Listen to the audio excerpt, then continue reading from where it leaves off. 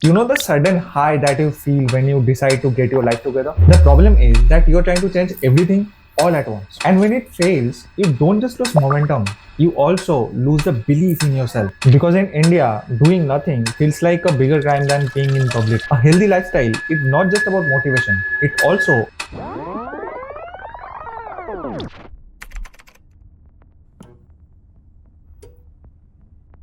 some days you wake up feeling unstoppable. Other days, even getting out of bed feels like an achievement.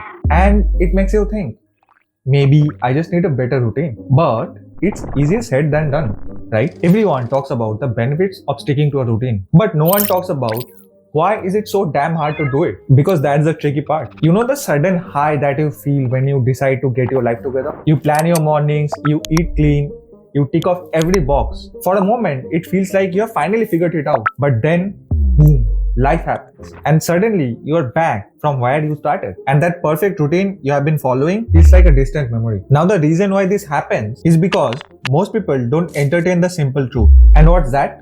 Real life doesn't follow a script. I mean, look at a normal Indian day. You spend hours stuck in traffic just to get to work. The work day never really ends. Yeah, thank you, Mr. Nayan Murthy. Something in the house breaks down at the worst possible moment. Basically, a man's version of getting pimples right before a function. Your parents start acting as rowdy teenagers. Trust me, these smartphones have made them crazy. And by the time it's quiet again, your energy is gone. And the funny part is, even doing all this, you don't feel like that you have done enough. Because in India, doing nothing feels like a bigger crime than being in public. The emails are waiting, your phone's buzzing, and somehow the entire day feels unfinished. Now tell me, how do you maintain a healthy routine in this madness? That's why all those morning routine videos and 5 a.m. club lectures never work in real life. They think that your life is predictable. But for most people, especially young Indians, it is really not. So here's the real problem that you need to solve.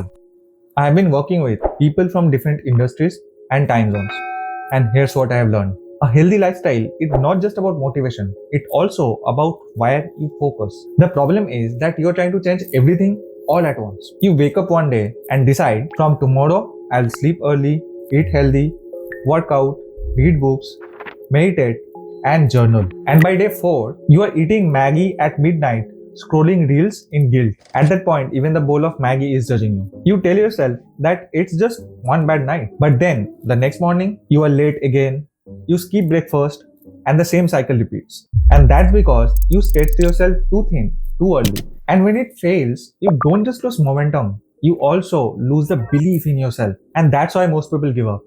Not because they're lazy, but simply because they're biting off more than they can chew. Don't worry, it's quite easy to fix. The real reason you can't follow a healthy routine is because you don't have a strong enough why. Most people's goals sounds like, I want to be more healthy, I want to be more productive, I want to wake up early. Okay, but why? What's the real emotional drive behind that goal? Because unless your brain can see a reward or punishment, it don't take you seriously. We humans don't run on logic, we run on incentives, just like a dog, but not as cute, I guess. If there's no clear reward or consequence, you will always just do it later. And how to solve this problem? Here's what actually works. For every goal you have, visualize these two things. What exactly would you win if you do it right? And what happens if you don't do it well? Let's say you just want to start jogging or gymming. Ask yourself this: what would you look like when you burn calories consistently? Imagine the compliments, the slight looks of jealousy, the feeling of getting stronger and lighter each week.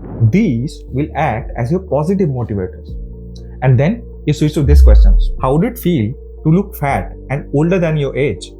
Being called uncle by the new joinee won't sit well, would it? And these are your negative motivators. Now suppose you want to write a book or start your own cafe. Here, the positive motivator is, how would it finally feel to have your mystery novel published or see your cafe in other people's Insta reels? And the negative motivator would be, what if you spend the rest of your life bottling up all those incredible stories inside you, or cooking only for your colleagues who secretly hate you? We all respond differently.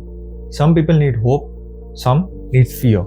Either way, define your why so clearly that your brain can't ignore it. Because as Nietzsche said, he who has a why to live can bear almost anyhow. But even then, most people give up even before getting started. And that's because they are not prepared to be disappointed. Even when you finally start doing things right, life will keep testing you. Things will still go wrong, and at the worst possible moment. And that's okay. You are allowed to go off track from time to time as long as you keep coming back. And that's what most people get wrong. They equate consistency with rigidity. Like if they miss a day, it's like the whole streak is ruined. But they don't realize that guilt kills more progress than failure ever will. So next time there are power cuts, sick relatives, or aggressive deadlines, don't beat yourself up. Do this instead. Start small, like ridiculously small. Pick one habit, just one, and do it at the same time every day, even if it's just for 10 minutes. According to experts, 10 minutes a day every day of the week is better than 70 minutes once a week. You don't need to feel inspired, you just have to show up. Take me for an example. I work out every day, but some days I just don't feel like going to the gym. I just don't feel like doing it. So I make a deal with myself. Fine, I'll just go and sit there. And once I'm there, I end up doing a few sets. No, it's not perfect, but it's better than nothing. See, consistency doesn't come from intensity. It comes from identity. Every time you show up, even if you don't want to, you're proving to your brain that this is who you are now. The same mindset works for everything. Can't write? Open the doc and type one sentence. Don't worry, no one is reading it anyways. Can't study? Just read it one page. Can't meditate? Sit still for 30 seconds. Even if your mind is busier than Arjun Kapoor's comment section. Don't worry about finishing it. Just get started. And then show up every day. That's how you leverage the tiny moments. Even when no one is watching. Just like these videos. So let's put it into practice. Now here's something I would actually suggest you to try tonight. Take a notebook and list down 5 things that you actually want to change in your day. It can be as small as going to bed on time, walking for 10 minutes every day, drinking more water, or spending 30 minutes on your passion project. Then, next to each one, write these 2 questions. What do I gain if I do this consistently? What do I lose if I don't? Then list 2 to 5 short answers for each question. Do this for only one habit. Yes, just one. It can be even the easiest one. Follow it for 2 weeks. That's it. And then stack another one. And then another one. The framework is pretty simple. Start small, do it consistently, and grow over time. In the end, it's never about trying to find a perfect routine. Rather, it's about learning to live with an imperfect one and still managing to get whatever you want. As I showed you, it is possible. Even though you're not getting a biopic on that. But when you finally get the kind of job you always wanted, fit into clothes you never dared to put on, or sell your first painting while maintaining your full-time job, you will know that it was all worth it. I'll just review that. Thanks for... No, wait a minute. Why don't you guys subscribe?